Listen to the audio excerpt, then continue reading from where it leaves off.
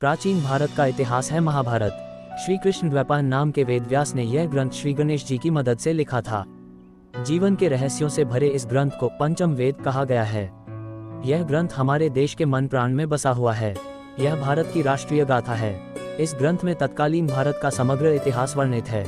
यह ग्रंथ अपने आदर्श स्त्री पुरुषों के चरित्रों से हमारे देश के जनजीवन को यह प्रभावित करता रहा है। इसमें सैकड़ों पात्रों, स्थानों, घटनाओं तथा विचित्रताओं व विडंबनाओं का वर्णन है। प्रत्येक हिंदू के घर में महाभारत होना चाहिए। 3 चरणों में लिखी #महाभारत वेदव्यास की महाभारत को बेशक मौलिक माना जाता है, लेकिन वह 3 चरणों में लिखी गई।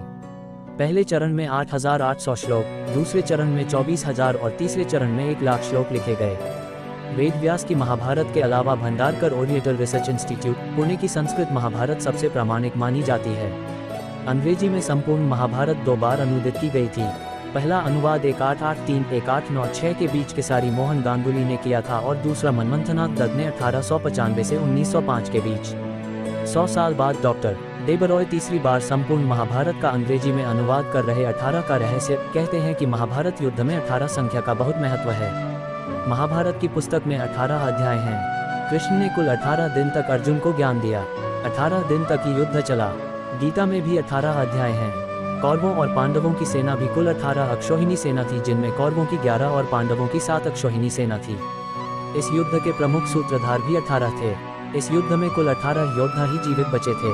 सवाल यह उठता है कि सब कुछ 18 की संख्या में ही क्यों होता गया? क्या यह संयोग है या इसमें कोई रहस्य छिपा है?